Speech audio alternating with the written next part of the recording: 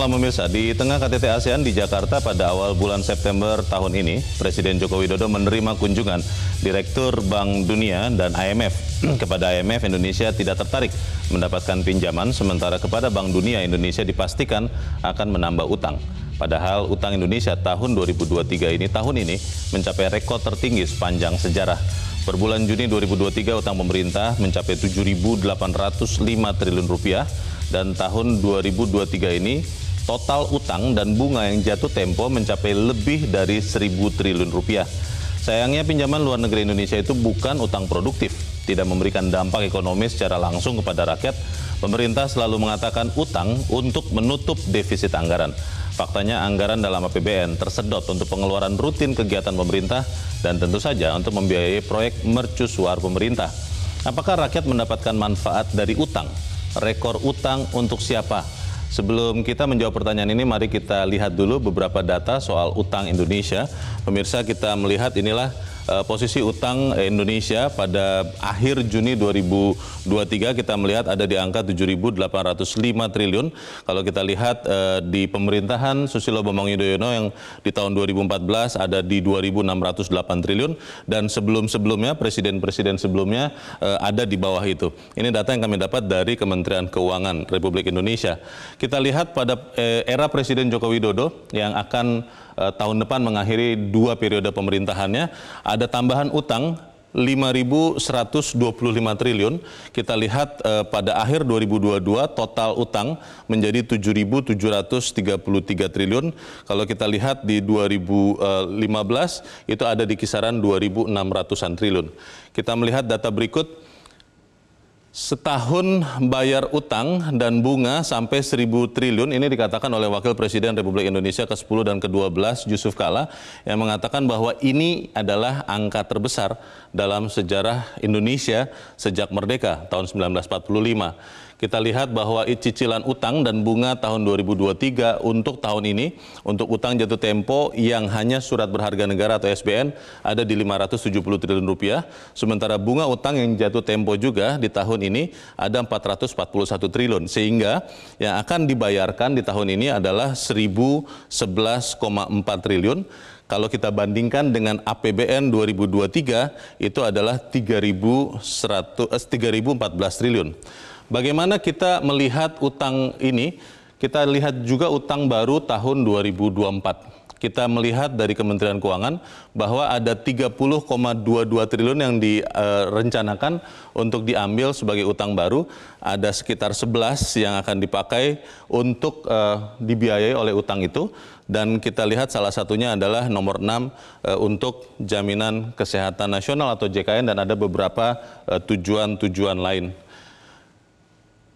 Profesor Didik Jerabini, Guru Besar Ekonomi, mengatakan bahwa pengelolaan utang Indonesia saat ini masih ugal-ugalan. Itu istilah yang dipakai oleh Prof. Didik. Kita sudah masuk perangkap utang, yaitu terus berutang untuk membayar utang. Mungkin secara sederhana kita bisa katakan inilah gali lubang tutup lubang. Kita lihat juga pernyataan dari mantan Menko Perekonomian dan mantan Menko Maritim Rizal Ramli yang mengatakan ini yang harus Indonesia hati-hati.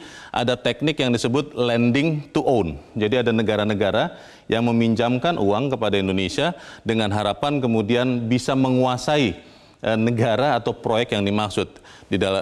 Dikatakan oleh Pak Rizal Ramli, Anda meminjam uang dengan harapan dalam kurung Tiongkok menguasai aset.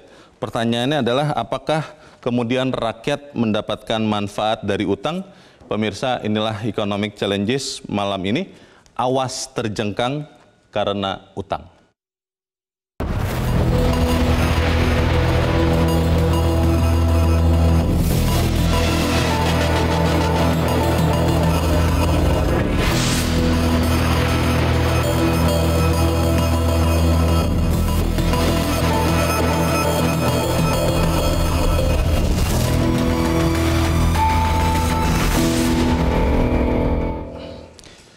Dan pemirsa, malam ini telah hadir bersama kita 4 orang narasumber di studio Metro TV dan 1 orang yang bergabung dari luar melalui sambungan telekonferensi.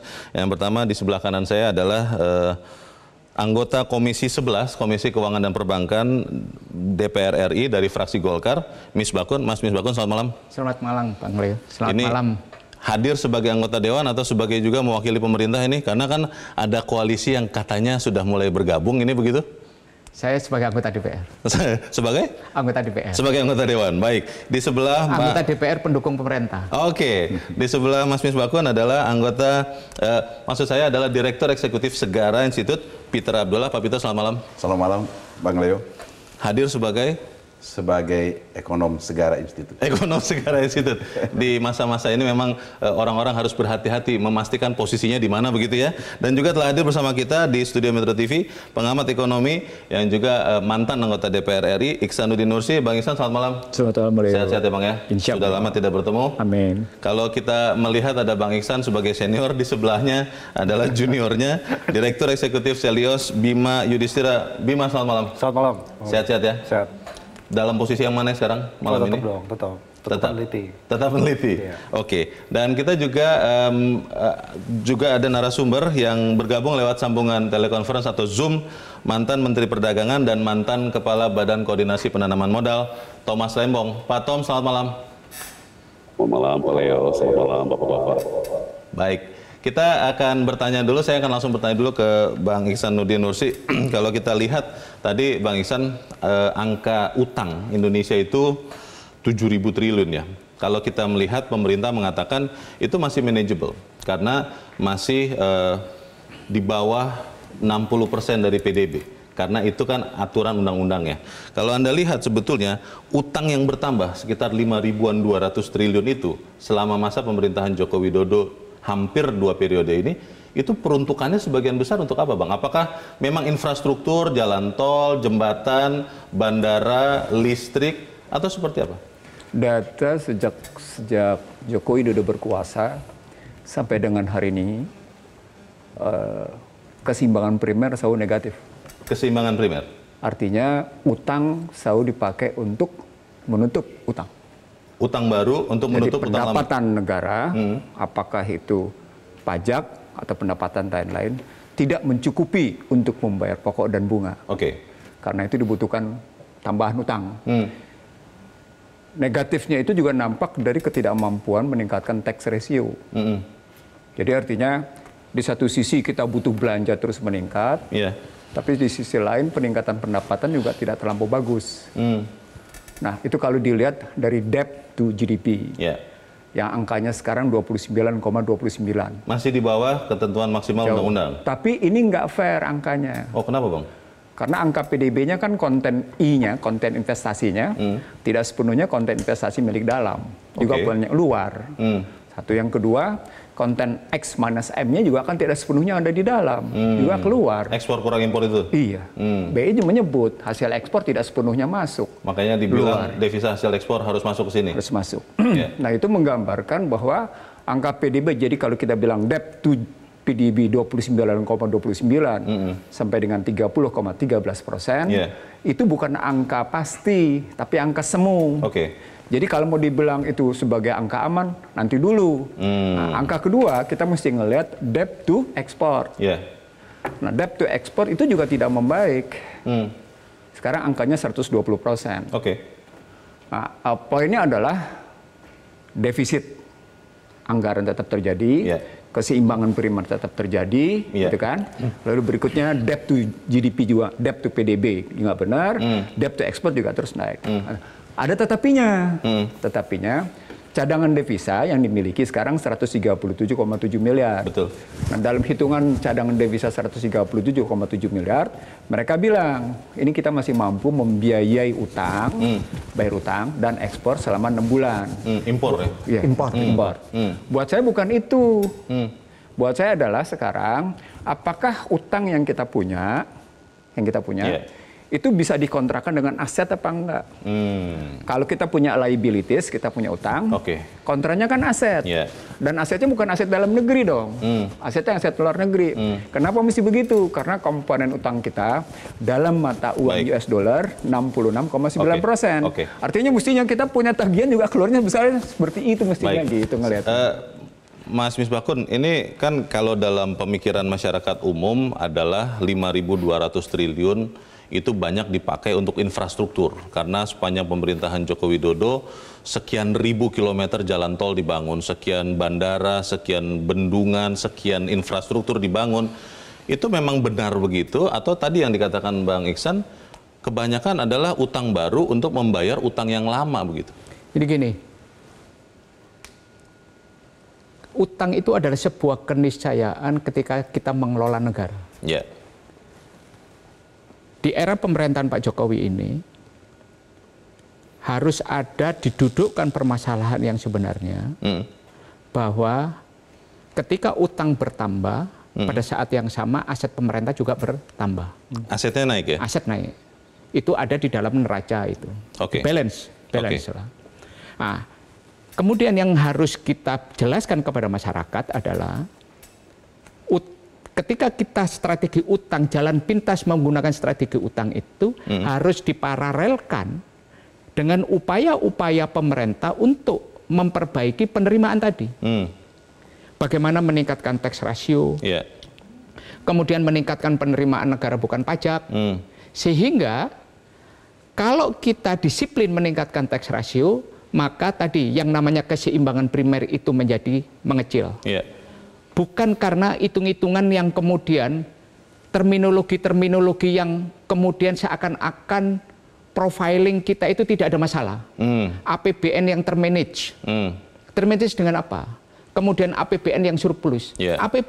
Terminologi APBN surplus ini kan adalah postur. Postur karena apa? Diatur dengan manajemen. Kalau belanjanya ditahan, penerimaannya masuk, terus belum dibelanjakan, ya pasti surplus dong. Ya pasti surplus. Makanya banyak sisa di akhir tahun. Istilah yang seperti inilah yang harus diluruskan. Nah, kemudian yang harus kemudian diingatkan adalah kita harus mau tangan kita kotor, para desainer ekonomi makro kita di APBN itu harus mau tangannya kotor dengan kerja-kerja yang substansial. Memperbaiki tax ratio itu. Ingat, tahun 2004 kita itu pernah tax ratio kita 12,71%. Sekarang 9,2%. 38. Apa? 38. 9,38. 9,2. Enggak, 9,2. Sekarang ya, 2022. 2023. 2023. Itu. 9, akhir 2022 baseline-nya.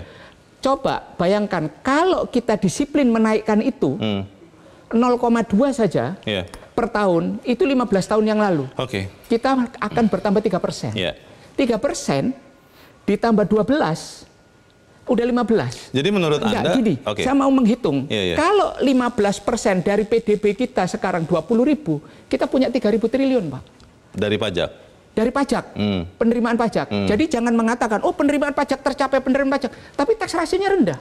Lah artinya apa? Kalau 3.000 triliun penerimaan kita dari pajak, APBN kita 3.300 triliun, selesai Pak, sama PNBP, sama cukai dan sebagainya. Plus APBN kita. Tapi kan selalu alasannya salah satunya ya, saya ingin ke Pak Peter, adalah karena kita melewati COVID. Itu yang memukul ekonomi begitu rupa. Nggak ada kaitannya dengan itu apakah memang seperti nggak ada itu? Kaitannya. Apakah kemudian utang-utang ini juga adalah sesuatu yang produktif? Nggak. Tapi Pak Peter tahan dulu karena kita harus jeda dan pemirsa tetaplah bersama kami. Economic Challenges segera kembali.